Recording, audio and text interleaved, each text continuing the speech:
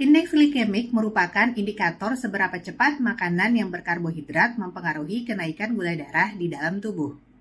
Indeks glikemik suatu makanan diukur dengan skala 1 sampai 100. Di bawah 55 itu rendah dan di atas 70 itu tinggi. Semakin tinggi angka indeks glikemiknya berarti semakin cepat pula makanan tersebut dapat meningkatkan kadar gula darah. Angka indeks glikemik umumnya dapat kita temukan pada label kemasan makanan atau teman-teman dapat googling di internet ya.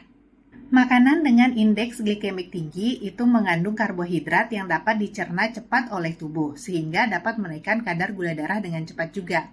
Jenis-jenis makanan dengan indeks glikemik tinggi itu contohnya adalah nasi putih, roti tawar putih, kentang, minuman bersoda, dan minuman manis.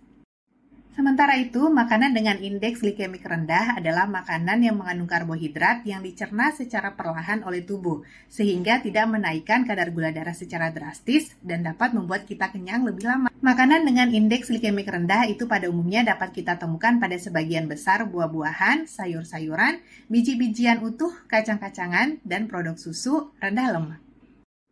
Namun, perlu kita ketahui bahwa angka indeks glikemik suatu makanan tidak selalu tetap loh. Indeks glikemik makanan tidak selalu tetap karena ternyata ada beberapa faktor yang dapat merubah nilai indeks glikemik suatu makanan, yaitu 1. Cara pengolahan makanan. Indeks glikemik suatu makanan dapat turun jika ditambahkan cuka, lemon, atau makanan yang mengandung tinggi serat dan lemak. Indeks makanan dengan kandungan pati tinggi seperti nasi atau pasta juga dapat naik ketika dimasak terlalu lama.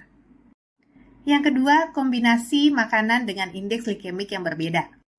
Menggabungkan makanan indeks glikemik tinggi dan rendah secara bersamaan akan membuat makanan tersebut secara keseluruhan mempunyai indeks glikemik yang lebih rendah.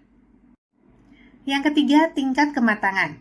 Indeks glikemik pada beberapa jenis buah seperti pisang itu tergantung pada tingkat kematangannya. Semakin matang pisang tersebut berarti semakin manis dan semakin tinggi pula nilai indeks glikemiknya. Indeks glikemik sebaiknya tidak dijadikan satu-satunya acuan untuk menjalankan pola makan yang sehat. Makanan dengan indeks glikemik rendah seringkali disebut sebagai makanan yang lebih sehat karena tidak membuat gula darah melonjak secara signifikan. Ini bermanfaat bagi para penderita diabetes khususnya untuk mengatur pola makan dan mengontrol gula darah. Jenis karbohidrat di dalam sebagian besar makanan dengan indeks glikemik rendah juga dapat membuat kita kenyang lebih lama. Jadi sangat baik untuk yang sedang dalam program diet atau untuk mempertahankan berat badan ideal. Meski demikian, indeks glikemik sebaiknya tidak dijadikan satu-satunya acuan terhadap pola makan yang sehat. Ada beberapa alasan. Pertama, tidak semua jenis makanan dengan indeks glikemik tinggi itu buruk untuk kesehatan kita. Contohnya buah semangka, meskipun memiliki indeks glikemik tinggi, tapi sebenarnya mempunyai manfaat yang banyak untuk kesehatan tubuh kita. Beberapa jenis makanan dengan indeks glikemik yang rendah, tapi ternyata memiliki jumlah kalori, gula, dan lemak yang cukup tinggi. Contohnya es krim. Di samping itu, kadar gula darah juga tidak sepenuhnya dipengaruhi oleh pola makan, tapi dapat juga dipengaruhi oleh usia, tingkat aktivitas, bahkan tingkat stres seseorang. Oleh karena itu, kita sebaiknya tidak hanya mempertimbangkan angka indeks glikemik ketika memilih suatu makanan, tapi juga memperhatikan kelengkapan kandungan nutrisi makanan tersebut.